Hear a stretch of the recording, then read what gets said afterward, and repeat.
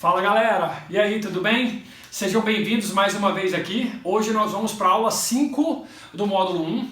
Essa aula vai ser intitulada como Questões Enem, como Exercícios Enem. Nós vamos fazer uma bateria de questões aqui agora, vamos comentá-las, tá? Caso você não entenda algo, você pode deixar aí nos comentários. E, além disso, eu vou disponibilizar para você um anexo, um PDF, com as questões que já apareceram no Enem sobre esse assunto. Tudo bem? Essas questões serão totalmente comentadas, um gabarito comentado. Caso haja alguma dúvida, você pode me procurar nos canais, no Instagram, onde você acha mais fácil, no nosso próprio Telegram, tá? Que eu vou estar ali para te ajudar. Tudo bem? Vamos junto? Tá na tela primeiro, olha lá. Uma questão do Enem de 2017, ele vai falar sobre o DDT, o dicloro difenil tricloroetano. Ele é conhecido dentre os inseticidas do grupo dos organoclorados, tendo sido largamente usado após a Segunda Guerra Mundial para o combate aos mosquitos, vetores de malária e do tifo. Trata-se de um inseticida barato e altamente eficiente em curto prazo, mas em longo prazo tem efeitos prejudiciais à saúde humana. O DDT apresenta toxicidade e característica lipossolúvel. Gente, destaca isso pelo amor de Deus. Nos animais, esse composto acumula-se preferencialmente no tecido. Você tem as alternativas para analisar. Volta para mim. Olha só, gente, ele deixou muito claro, apesar dele ter te dado um texto base falando sobre esse inseticida, que é esse inseticida aqui, ó, gente, você não precisava ter noção da fórmula, mas quando ele fala ali, de cloro, difenil, tricloroetano, esse é um inseticida que foi muito usado, tá? Hoje em dia ele é banido de muitos países pelos efeitos secundários que ele pode gerar. Mas segundo a questão, um dos problemas é que esse material é lipossolúvel, então isso é uma afirmação do texto, ó. É um material lipossolúvel. Eu falei para vocês que os haletos orgânicos, eles têm uma solubilidade muitíssimo baixa mesmo em água, tá? Então eles têm uma lipofilia elevada, tá? De acordo com esse dado que já foi fornecido para você, concorda que esse é o tipo de substância que uma vez assimilado, ele vai permanecer no seu corpo, promovendo aí um acúmulo, um efeito aí de magnificação dentro do seu organismo. Tá? Então a gente tem que tomar muito cuidado com isso. Por ele ser retido, por ele ficar ali preso, vamos dizer assim, não é isso? Afixado ali, onde? No seu tecido adiposo, que também tem natureza apolar. Entendeu? Então essa foi mole, não foi? Foi tranquila? Beleza? Tecido adiposo seria a resposta da questão. Ok? Vamos para a próxima? Tá na tela. Olha lá. Enem 2016. O quadro apresenta alguns exemplos de combustíveis empregados em residências, indústrias e meios de transporte. São combustíveis líquidos a temperatura ambiente de 25 graus Celsius. Volta para mim, olha só. Aqui eles estão na tabela com 5 combustíveis. Butano presente lá no gás de cozinha, propano e butano lá no GLP. Etanol, que você abastece o seu carro aí com etanol. Metano, presente no gás natural, que abastece alguns carros também. Metanol, que é um combustível menos utilizado pelo público em geral, é um álcool que tem uma explosividade muito grande. E o octano, que é um dos principais constituintes da gasolina. Tudo bem? Então aqui ele te dá a fusão e a ebulição. E ele quer saber quais são líquidos na temperatura ambiente de 25 graus Celsius. Então, peraí, você tem que ter a análise assim, ó. Você concorda que antes da fusão, ele é sólido. Depois da ebulição, ele é gasoso. Então, nessa zona aqui, é que ele é líquido, entendeu? Então vamos nos organizar aqui para analisar onde está o 25 graus Celsius em cada um deles. Lembrando, antes é sólido, depois é gasoso, então aqui no intervalo, nesse intervalo aqui, é que ele seria líquido. Olha só, 25 graus Celsius, nessa primeira linha aqui, ó, você concorda que seria depois, ó, 25 graus Celsius é um valor maior do que menos 0,5, ou seja, já passou a ebulição, está no estado gasoso, não é o que ele quer. O butano a 25 graus Celsius ele é gasoso. Vamos para o segundo, 25 graus Celsius, como é que eu consigo encaixar ele aqui? É antes, depois ou no meio? Olha lá, ó, no meio. Então 25 graus Celsius está no meio, não está? Então já se encaixa na zona líquida, tá? Entre a fusão e a ebulição. Vamos de novo.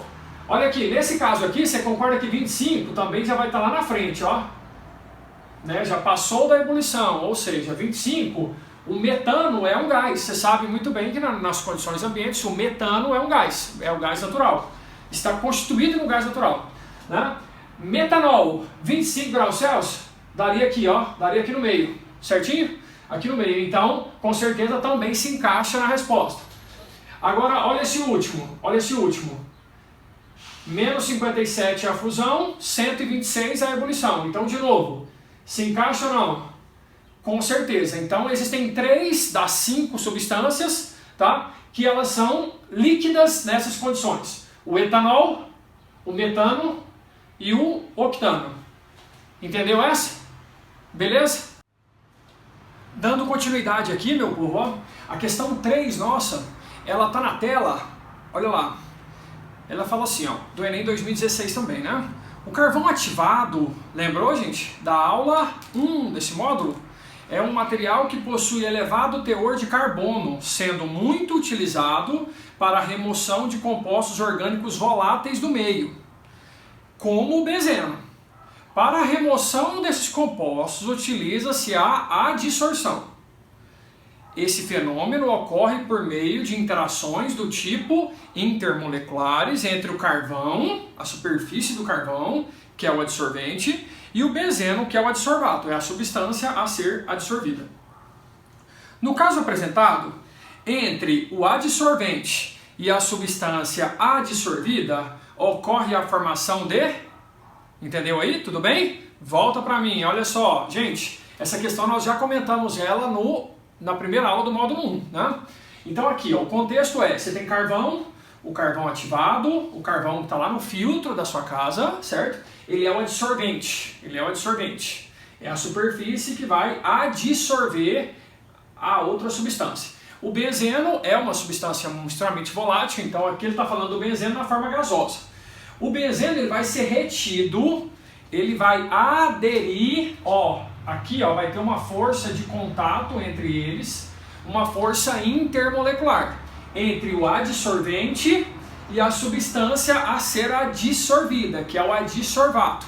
E ele quer saber exatamente o nome dessas forças intermoleculares aqui, ó, essas forças de adesão. Aí o que você tem que sintonizar? Vamos lá, o carvão é de natureza apolar, ele é constituído fundamentalmente de carbono. E o benzeno? O benzeno é um hidrocarboneto, também apolar. Qual é o nome da interação existente, da força intermolecular entre moléculas apolares? Lembrou? Dipolo induzido. Ó, dipolo induzido é a resposta. Tranquilo? Para quem já domina o conteúdo, foi maravilhoso, não foi? Olha lá, galera, agora nós vamos fazer a questão 4, certo? Tá na tela. Adicionar quantidades de álcool à gasolina, diferentes daquelas determinadas pela legislação, é uma das formas de adulterá-la. Um teste simples para conferir a quantidade de álcool presente na mistura consiste em adicionar uma solução salina aquosa à amostra de gasolina sob análise. Essa metodologia de análise pode ser usada porque Vem pra mim. Gente, infelizmente, adulteração não é algo tão incomum, né? Infelizmente. Adicionar mais álcool do que deve à gasolina, isso acontece muitas vezes, tá? Porque o álcool é mais barato, adicionar mais do que deve e vender com o nome gasolina acaba gerando um lucro muito grande, tá? Então os órgãos fiscalizadores eles devem ficar em cima dessa situação. E o que é feito? O texto já te ensinou. A gasolina vendida, gente, aí né, nos postos, a nossa gasolina ela contém de 25 a 27% de álcool. Tá? Então a nossa gasolina ela tem álcool. Você lembra que pela aula 3 desse módulo, álcool, etanol, dissolve na gasolina por dipolo induzido. Então o que ele vai fazer? Ele vai adicionar aqui uma solução bem polar, água com sal, é uma solução bem polar, e o intuito dele é extrair o álcool da gasolina.